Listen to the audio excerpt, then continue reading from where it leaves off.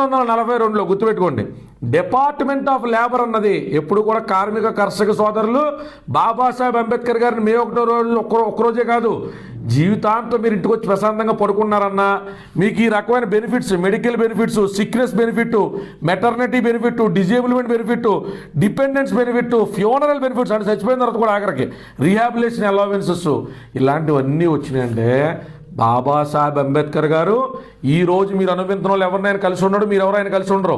కానీ ఆ రోజు ఆయన విజనరీ కింద కొన్ని నెలల పాటు, కొన్ని సంవత్సరాల పాటు చేసిన అధ్యయనం యొక్క ప్రతిఫలాన్నే ఈరోజు ఆ మహనీయుడి వల్ల మీరు అందరూ అనుభవిస్తున్నారు. మేము కూడా అనుభవించాం ఈఎస్సీ బెనిఫిట్స్.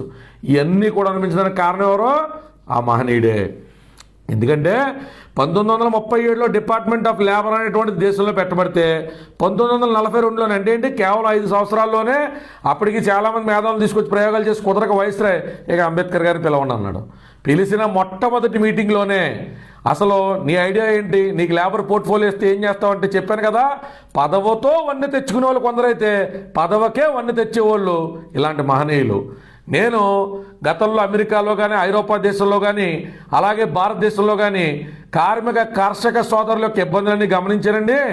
నా ఐడియాలజీస్ ఇవి అండి, నేను ఈ రకంగా పెట్టదలుచుకున్నానండి, ఇది మీకు ఇబ్బందిగా ఉన్నా సరే వీటిని అమలు చేయాలండి అని చెప్పి సుమారు 1.5 గంటల పాటు అప్పటి వైస్రాయ్తో జరిగినటువంటి మీటింగ్ అనంతరం కూడా ఆయన మంత్రముగ్ధుడైపోయి, ఆయనకి ఏరే ఫిల్టర్స్ ఏమి లేవు కదా, ఇతనే కులం ఇతనే గోత్రం లేదు కదా, సమర్థతనే చూశాడు, టప్మని పికప్ చేసి కౌన్సిల్లో మెంబర్ చేసేసారు.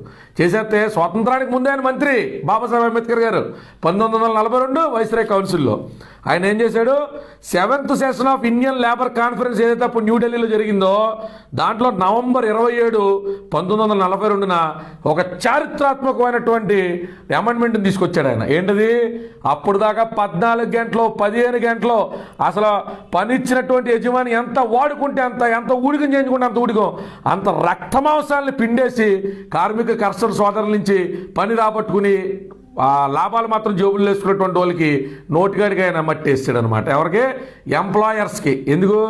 14 గంటలు పనిచేయరు, లేబర్ చట్టం తెస్తున్నా 8 గంటలు మాత్రం ఇక్కడి నుంచి ప్రతి కార్మిక సోదరుడు కూడా పనిచేస్తారన్నారు. 8 గంటల పని విధానాలు, పని దినంలో 8 గంటలు మాత్రమే నియమావళి తీసుకొచ్చిన వ్యక్తి ఎవరో? డాక్టర్ బాబాసాహెబ్ అంబేద్కర్. గుర్తుపెట్టుకోండి. ఈసారి ఎవడన్నా మళ్ళీ అంబేద్కర్ గురించి వీడియో ఎందుకు చేస్తున్నారు అనుకోండి, నేను గతం కళ్యాణ్ దిలీప్ అయిపోవాల్సి వస్తుంది. బూతులు గీతులన్నీ మానేసేది పద్ధతిగా బతుకుతుంటే. ఆ తర్వాత మైన్స్ మెటర్నిటీ బెనిఫిట్ కానీ, ఆడవాళ్ళకి సంబంధించి విమెన్ లేబర్ వెల్ఫేర్ ఫండ్ కానీ, women and child labour protection act కానీ, మెటర్నిటీ బెనిఫిట్ యాక్ట్ కానీ, ఇవన్నీ ఆ మహనీయుడు తీసుకొచ్చాడనమాట. అంటే ఓన్లీ దళితులకే మేలు చేయాలి, దళితులకి హీరో అవ్వాలనుకుంటే రిజర్వేషన్ ఒకటే మాట్లాడితే అయిపోద్ది కదా. రిజర్వేషన్ ఎప్పుడు మాట్లాడానా? స్వతంత్రం వచ్చి ఆయన లా మినిస్టర్ చేసి రాజ్యాంగ రూపుకర్త కింద పెట్టినప్పుడు మాట్లాడాయన. అంతకు మునుపంతా సామాన్యుల కోసం పోరాడా లేదా? దళితుల యాక్టే కాదు కదా, ఈ maternity act, women labour welfare act, ఈ ఈఎస్ఐ యాక్ట్, ఇవన్నీ కూడా ఎవరి కోసం? అందరి కోసం. అది గుర్తుపెట్టుకోం కదా మనం.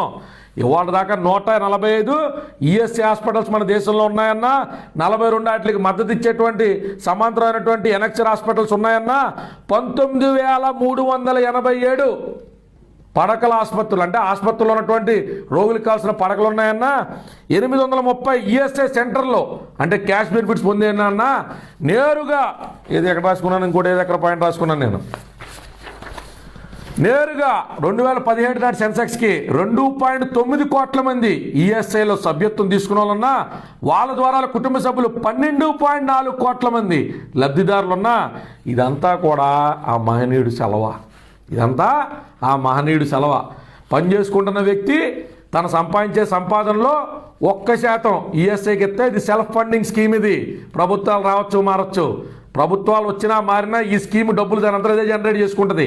ఈఎస్ఐ పరిధిలోకి వచ్చినటువంటి ఎంప్లాయీ ఎవరైతే ఉంటారో 1% ఆయన కడితే, ఇంతకుముందు 6% ఎంప్లాయర్ కట్టాడు, ఇప్పుడు 4% ప్రభుత్వం చేసింది. ఈ 1% కూడా 0.75% అయితే చేసింది. ఈ ఈఎస్ఐ హాస్పిటల్ ప్రారంభానికి సంబంధించి రాజ్నాథ్ సింగ్ గారు, మన ప్రస్తుత మంత్రి, కేంద్ర మంత్రి, ఆయన కూడా ఈ క్రెడిట్ బాబాసాహెబ్ అంబేద్కర్ గారికి ఇచ్చినటువంటి స్క్రీన్ షాట్ ఇక్కడ పెడుతున్నాను నేను. ఏమంటారు ఆయన కూడా? అసలు ఈఎస్ఐ రూపకర్తే బాబాసాహెబ్ అంబేద్కర్ అంటారు. మరి ఎందుకు చరిత్రలో ఈ విషయాలని చెప్పరన్నా, ఎందుకు ఈ గొప్ప విషయాన్ని తీసుకెళ్లారన్నా అంటే, అప్పుల్లో ఒక పేపర్ కట్టింగ్ ఒకటి నేను గ్యాదర్ చేశాను. అదేంటంటే ది బాంబే సెనాటిల్ అనే ఒక పేపరు ఐఏ ఇజాకిల్ అనేటువంటి సంపాదకుడు #1 జర్నలిస్టు.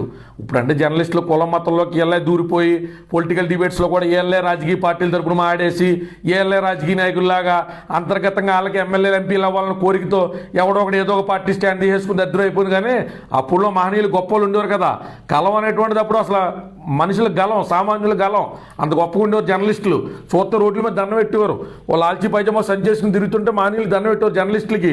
మేము చెప్పలేదు, మీరు చెప్తున్నారండి అక్షర బలంతో అని. ఇప్పుడు అక్షర బలం అంతా కూడా ఏ బలం అయిపోయింది మనకు తెలుసు. కానీ ఆ తర్వాత ది అన్టచబుల్స్ ఇన్ ఇండియా 1945లో పుస్తకం రాశాడు మానేడు. లూయిస్ ఓవర్కర్ట్ అని ఒక వ్యక్తి రాశాడు. ఆయన ఏం చెప్పాడంటే, one of the best organised trade unions in India is the Mumbai municipal workers union 1934, which is established by the great energetic leader doctor Babasaheb Ambedkar అన్నారు.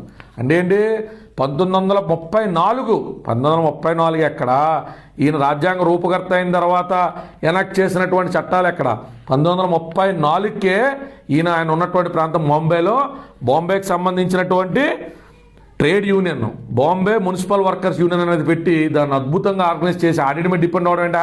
మీరు మున్సిపల్ వర్కర్స్, మీరు కష్టపడుతున్నారో, మీరు దిగుతున్నారో, మీరు పారిశుద్ధ్య కార్మికులు, మీరు ఈ రకమైన ఇబ్బందులు పడుతున్నారో, మీకు అనారోగ్యం వచ్చినా, మీకు వ్యాధి వచ్చినా, మీ చెయ్యోకాలు ఇరిగినా, మీ ఇంట్లోకి ఇబ్బంది వచ్చినా ఆ ఒత్తిళ్ళు మేము పడకూడదు, ఈ రకంగా చేయాలని ఒక ట్రేడ్ యూనియన్ పెట్టి, అది కూడా సెల్ఫ్ ఫండింగ్ ట్రేడ్ యూనియనే, కొంత డబ్బులు వేసుకుని ఒక కార్పస్ ఫండ్లో చేసుకుని అద్భుతంగా ఆర్గనైజ్ చేసుకున్నారు. పదవి వచ్చిన తర్వాత అద్భుతాలు కాదు, పదవి రాకముందు అద్భుతాలు సృష్టించిన వ్యక్తి డాక్టర్ బాబాసాహెబ్ అంబేద్కర్. ఆయన గురించి చెప్తున్నప్పుడు ఎంతని ఏమని చెప్పను, నాకంటే సమయభావం ఉంటుంది కదా. టకటకమంటే 10 నిమిషాలు ఏదో పాఠాలు చెప్పినట్టు చెప్పాలి మీకు. నాకు గంట చెప్పమన్నా కూడా ఈయన గురించి ఆనందంగా ఉంటుంది. ఇంకేమైనా పాయింట్లు మిస్ అయ్యాను నెక్స్ట్ వీడియోలో కవర్ చేద్దామండి మనం. సో ద పాయింట్ ఈస్, అలాగే లాస్ట్ ఏంటంటే policy formulation, development of irrigation, electric power అనేటువంటిది దేశానికి సంబంధించి అతిపెద్ద ఛాలెంజ్. అంటే విద్యుత్ ఎలాగా, ఇరిగేషన్ అనేటువంటిది ఎలాగా, నీటిపారుదల కానీ, ఈ అంశాలు కానీ, వీటిలన్నిటిలో కానీ ఏం చెయ్యాలి అనేటువంటిది ఒకసారి మీరు ఆ విజువలైజ్ చేసుకోండి. స్వాతంత్రం వచ్చేసింది, ఇండిపెండెన్స్ ఇచ్చారు, వెళ్ళిపోయిన తర్వాత ఇవన్నీ ఎలా చేయాలి అనేటువంటి సందిగ్ధ పరిస్థితిలో మీరేం కంగారు పడకండి. ఇలాంటి ఒక పరిస్థితి వస్తుందని 20 సంవత్సరాల నుంచి నేను వీటి మీద అధ్యయనం చేశాను. ప్రతి దాని మీద ఎలా మొదలు పెట్టాలి, ఎక్కడికి తీసుకెళ్ళాలి, ఏం చెయ్యాలి, ప్రజల అవసరాలు ఏంటి, ఆ అవసరాలు మనం తీసుకున్న నిర్ణయాలను ఎలా మ్యాచ్అప్ చేయాలి, ఎప్పటికప్పుడు మారుతున్న అవసరాలకి ఈ నిర్ణయాన్ని ఎలా మార్చుకుంటే వెళ్ళాలి అమెండ్మెంట్స్ రూపంలో, ఇవన్నీ రూపకర్త కేవలం బాబాసాహెబ్ అంబేద్కర్ గారు మాత్రమే. వీటిలన్నింటినీ మరో వీడియో రూపంలో చేస్తాను. సో అప్పుడు దాకా కొద్దిగా నాకు తెలియదన్న స్పీడ్గా ఉంటే మరొకసారి వీడియో పోస్ట్ చేసుకుని చూడండి. ఈయన గురించి చెప్పాలన్న ఉద్వేగంలో కొద్దిగా మా గోదావరి జిల్లా భాష అనేటువంటిది దొర్లేస్తూ ఉంటుంది. సో అలా కాకుండా కొద్దిగా స్లోగా కూడా చెప్పడానికి ట్రై చేస్తా. ఈఎస్ఐ రూపకర్త ఈరోజు సుమారు 13 కోట్ల మంది భద్రతగా ప్రైవేట్ ఉద్యోగాలు చేసుకున్నా కూడా ఈఎస్ఐ హాస్పిటల్ ఉన్నాయనేటువంటి కాన్ఫిడెన్స్తో బతుకుతున్నారంటే ఇట్లన్నిటికి ఆ తర్వాత నాయకులు చాలా మార్పులు చేర్పులు చేశారు, స్టేట్స్ కూడా కాంట్రిబ్యూట్ చేసినాయి. కానీ మూల పురుషుడు ఎవడో ఒక ఆలోచన, ఒక బీజం వేసిన తర్వాత దాన్ని ఎవరు నీళ్ళు పోసారు, ఎవరు మొక్క చేశారు, ఎవరు కాయలు పోసారు, ఎవరు అమ్మారు, ఎన్ని చరిత్రలో చర్చించుకోదగ్గ అంశాలు అవ్వో. ఆది పురుషుడు ఎవరైతే ఉంటారో, ఆలోచన మూల పురుషుడు ఎవరైతే ఉంటారో ఆయన గురించి ఖచ్చితంగా తెలుసుకోవాలి. అది మనకి స్ఫూర్తి ప్రదాతకంగా మిగిలిపోతుంది. కాబట్టి బాబాసాహెబ్ అంబేద్కర్ గారి సిరీస్లో మరిన్ని ఉద్యోగభరితమైన వాస్తవాలను తీసుకొచ్చి ఖచ్చితంగా మనం ప్రజల ముందుకు తీసుకెళ్ళి కులంతో సమర్థత, మతంతో మంచితనం రావు, ప్రతి మనిషి సమానమైన సమర్థుడే అని ఎస్టాబ్లిష్ చేయడానికి మనకు బలమైన గొంతుకెత్తే దాన్ని సద్వినియోగపరచుకోవాలని కోరుకుంటూ జై భీమ్, జై భారత్.